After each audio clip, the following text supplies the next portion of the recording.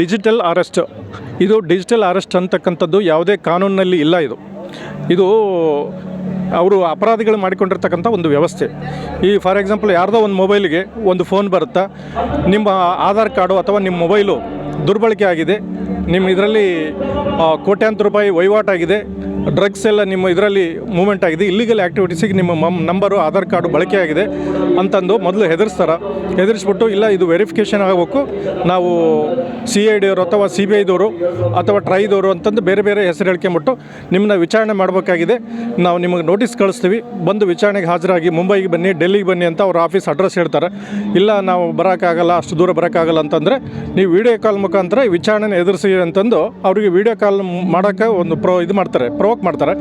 ಆನಂತರ ಅವರು video call start ಮಾಡಿದಾಗ ಅಲ್ಲಿ ಎದುರುಗಡೆ ಇರ್ತಕ್ಕಂಥವ್ರು ಯೂನಿಫಾರ್ಮ್ನಲ್ಲಿ ಪೊಲೀಸ್ ಆಫೀಸರ್ ಥರ, ಹೈಯರ್ ಆಫೀಸರ್ ಥರ ಒಳ್ಳೆ ಯೂನಿಫಾರ್ಮ್ ಹಾಕ್ಕೊಂಡು ಕುಂತ್ಕೊಂಡಿರ್ತಾರೆ. ಇವ್ರನ್ನ ವಿಡಿಯೋ ಕಾಲ್ ಮುಖಾಂತರನೇ ವಿಚಾರಣೆ ಮಾಡ್ತಾರೆ.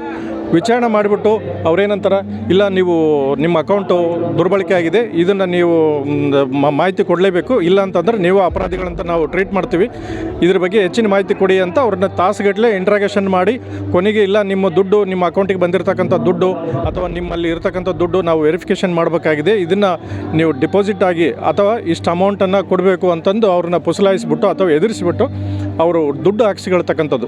ಇದು ಅದು ಡಿಜಿಟಲ್ ಅರೆಸ್ಟ್ ಅಂತ ಕರೀತಾರೆ. ಬಟ್ ಕಾನೂನಾತ್ಮಕವಾಗಿ ಡಿಜಿಟಲ್ ಅರೆಸ್ಟ್ ಅಂತ ಯಾವುದೂ ಇಲ್ಲ. ಅದ್ರ ಬಗ್ಗೆ ಜನ ಅವೇರ್ನೆಸ್ಸು ತಗೋಬೇಕು. ಅದೇ ರೀತಿ ಇನ್ನೊಂದು ಕೂಡ ಆಗ್ತಾಯಿದೆ. ನಿಮ್ಮ ಮಕ್ಕಳು ಸ್ಕೂಲಲ್ಲಿ ಇರ್ತಕ್ಕಂಥ ನಿಮ್ಮ ಮಗುನ ಕಿಡ್ನಾಪ್ ಮಾಡಿದ್ದೀವಿ, ದುಡ್ಡು ಕೊಟ್ಟರೆ ನಮ್ಗೆ ನಿಮ್ಮ ಮಗುನ ಬಿಡ್ತೀವಿ ಅಂತಕ್ಕಂಥ ಸುಳ್ಳು ಫೋನ್ ಮಾಡ್ತಕ್ಕಂಥದ್ದು. ಅದೇ ರೀತಿ ವೀಡಿಯೋ ಕಾಲ್ ಮಾಡಿಬಿಟ್ಟು ವೀಡಿಯೋ ಕಾಲ್ಗಳ ಮುಖಾಂತರ ಅಲ್ಲಿ ಎದುರುಗಡೆ ಇರ್ತಕ್ಕಂಥವ್ರು ಅಶ್ಲೀಲವಾದ ಭಂಗಿಯಲ್ಲಿದ್ದು ಜನಕ್ಕೆ ಅವ್ರನ್ನ ಅಶ್ಲೀಲವಾಗಿ ವಿಡಿಯೋ ಕಾಲಲ್ಲಿ ಮಾತಾಡಿಸ್ಬಿಟ್ಟು ನಂತರ ಅವರಿಗೆ ವಾಪಸ್ ಆ ಸ್ಕ್ರೀನ್ ಶಾಟ್ಗಳು ಅಥವಾ ಸ್ಕ್ರೀನ್ ರೆಕಾರ್ಡನ್ನು ಇಟ್ಕೊಂಬಿಟ್ಟು ಅವರಿಗೆ ವಾಪಸ್ ಹಾಕಿಬಿಟ್ಟು ನೀವು ನನ್ನ ಜೊತೆ ಅಶ್ಲೀಲವಾಗಿ ಮಾತಾಡಿದಿರಿ, ನಿನ್ನ ಸಂಬಂಧಿಕರಿಗೆ ಎಲ್ಲ ಬಿಡ್ತೀವಿ, ಇದನ್ನ ನಿಮ್ಮ ಫೇಸ್ಬುಕ್ಕಲ್ಲಿ ಹಾಕ್ತೀವಿ, ವಾಟ್ಸಪ್ಪಲ್ಲಿ ಹಾಕ್ತೀವಿ ಅಥವಾ ಯೂಟ್ಯೂಬಲ್ಲಿ ಹಾಕ್ತೀವಿ ಅಂತ ಎದುರಿಸ್ಬಿಟ್ಟು ದುಡ್ಡು ಕೀಳ್ತಕ್ಕಂಥದ್ದು ಇವೆಲ್ಲ ನಡೀತಾ ಇದ್ದಾವೆ. ಇದ್ರ ಬಗ್ಗೆ ದಯವಿಟ್ಟು ಎಚ್ಚರವಾಗಿರಿ.